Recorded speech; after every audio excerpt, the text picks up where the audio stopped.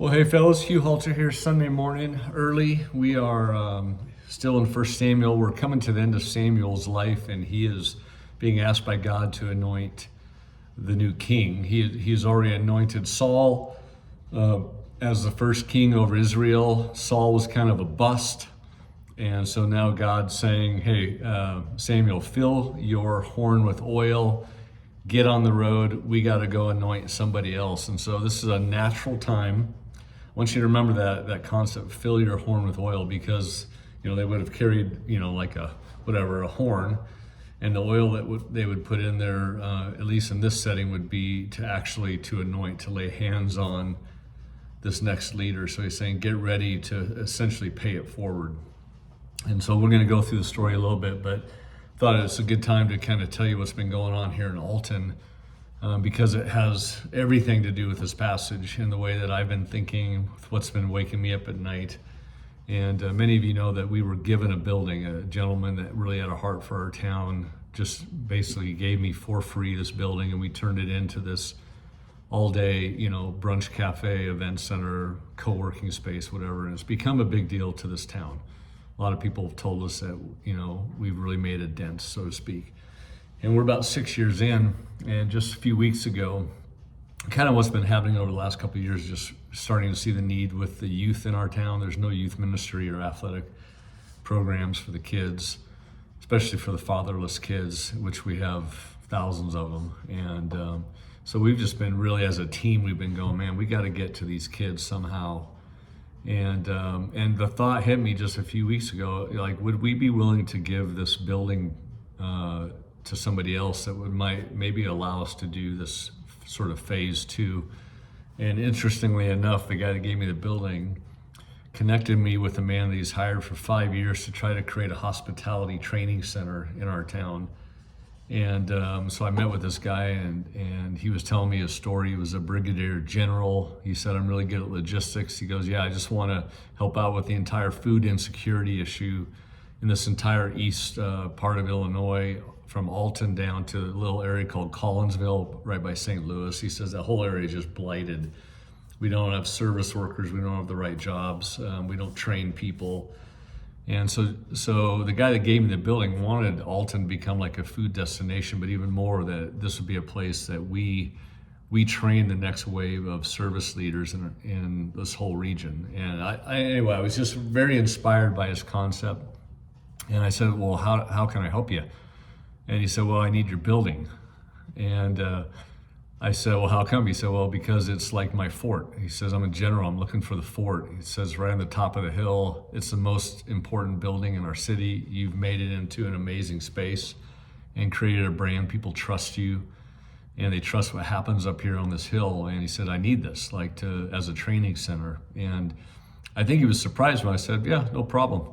And when I explained it, I said, look, we actually have, I think, made the dent we're supposed to make with this building. And I said, but our hearts are with the kids in this town, and we are trying to essentially spend the rest of our physical lives trying to raise up leaders for this town that'll be here when we're gone. And this is really the story, guys, of our Christian faith. Some of us, I think we grew up thinking that the Christian faith is like a personal faith in Jesus, and you just kind of do your own little quiet time and try to have Jesus bless your life, but it's not. It's a chain of grace. It's a movement of people that receive something from God. We give it to the next generation. We do all we can to not hoard what we have, but to live very lightly, and then just use it for its purpose and then move on. But the whole purpose is to keep passing it down to the next generation.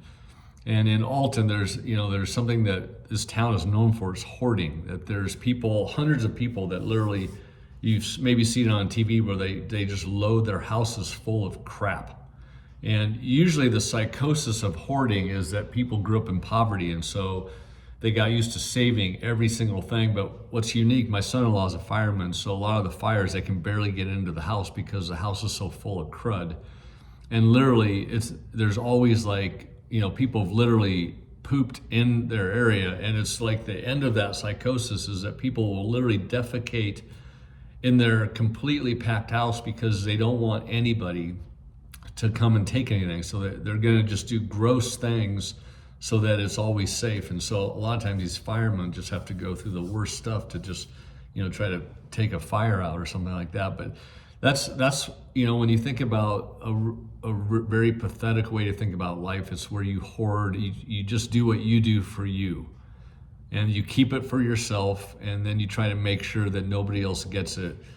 Jesus oftentimes, when he talks about money, he talks about that this is the one thing that drives him nuts.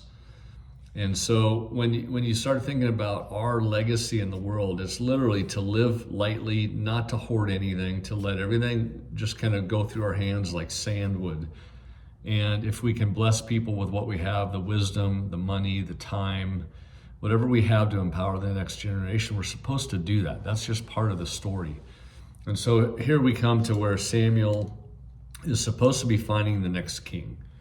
And God says, fill your horn with oil, get ready to anoint and to pass on the blessing that I want to give, because this next person is going to be real important. So he goes out and he finds Jesse, who's the father of 7 boys. And they start to file these boys in front of Samuel, and Samuel's like, nope, that ain't it. No, he ain't the one. And they're all great looking. It's like a bunch of strapping lads. And he goes, no, these guys are not it. And he says, you got any more? He goes, yeah, I got one. My youngest son, he's out in the field, and he's just kind of tending sheep, working out there. Samuel says, well, go get him. And so we have this beautiful story where David comes before Samuel, and Samuel then anoints him as the next king. Okay, very important thing. Verse 7 says, do not consider his appearance, for the Lord does not look at what people look at.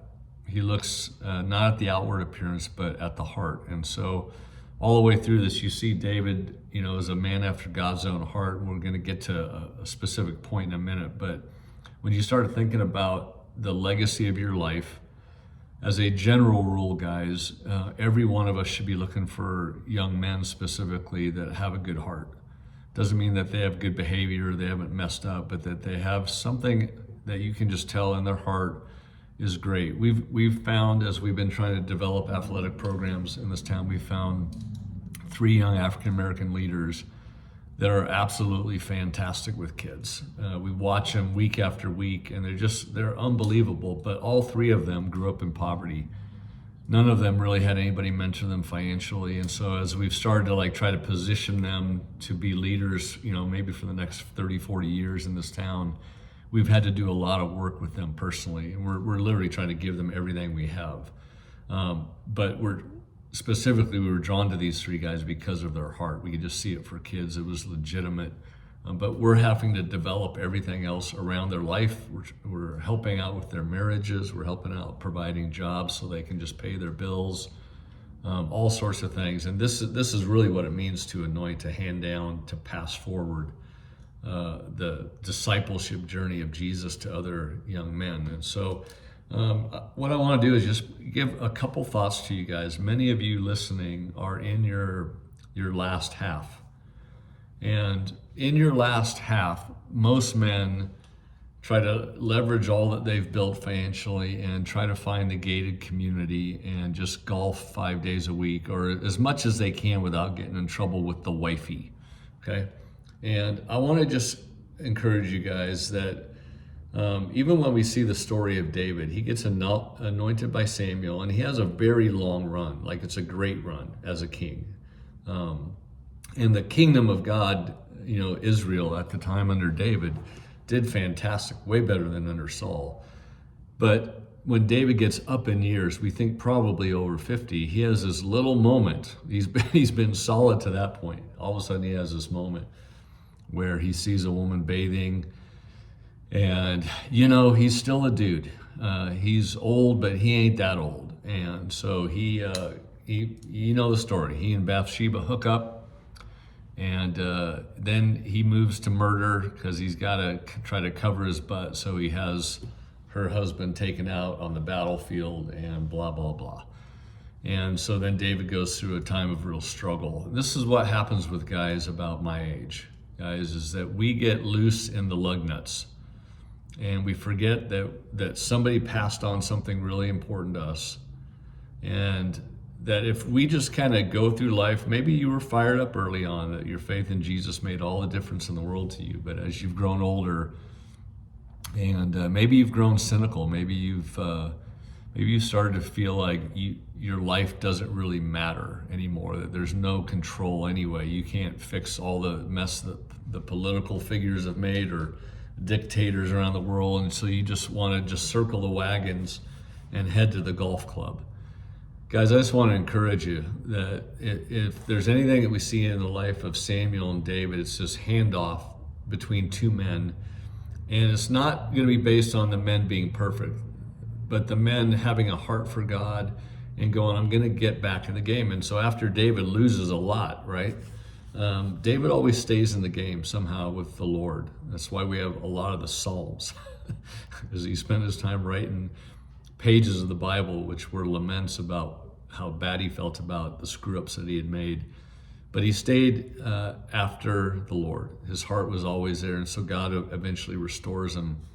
And then we have this natural progression of what should happen again, is that good men are brought to greatness, and crappy men are brought to goodness.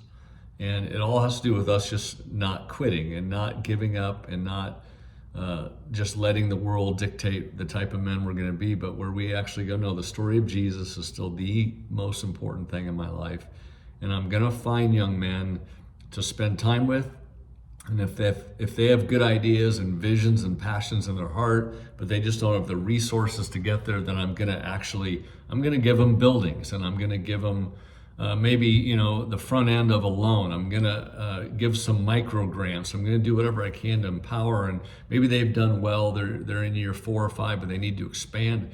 Guys, it's men in our age that need to step up and go, I'll help you get to the next level. And we do that not just to build businesses or to do cool stuff, but we do it because we're trying to develop men. We're trying to stay in their lives and have an influence before our time is done. And really, when you think about when our time is done, it actually says that our hand should still be on the plow. Like we're almost dead, but we're still working. And what we should be working at in your last 20, 30 years of life is handing over your stuff to faithful young men that will keep it going, guys. So I just hope that in this that you hear, fill your horn with oil. Keep the oil in there and start looking for guys that you can give everything to. Like literally everything. You can't take anything with you out of this world. And the best things we can do is to pass on a vibrant faith, a striving for holiness and goodness in our inner life, and then a meaningful existence with what we do with our time and our resources, our money. It's like we've got to help guys do this again. And I hope, I think about the last 20 that I might have here in Alton. I already feel like we made a dent, but I go, no, we got to move to phase 2. We got to build out this athletic mentoring training facility for young men. We got to keep building businesses downtown. We've got to start doing some residential real estate, commercial real estate development, because we need to have the resources to keep doing what we're doing. Like, we're never going to quit. We're going to keep trying to expand the network and expand how many lives that we impact. And so I wanted you to know where we're at as a movement of 6 years, 6 years into it. We're not quitting. We're not just going to rest with our coffee shop. We're going to be willing to leverage that if it means hundreds of other kids get to be with great men and great women that change their lives. So love you guys. Hopefully you're inspired by not my story, but by the story of what God does to keep putting oil in the horns of men to pass it on to other men. All right? Peace out.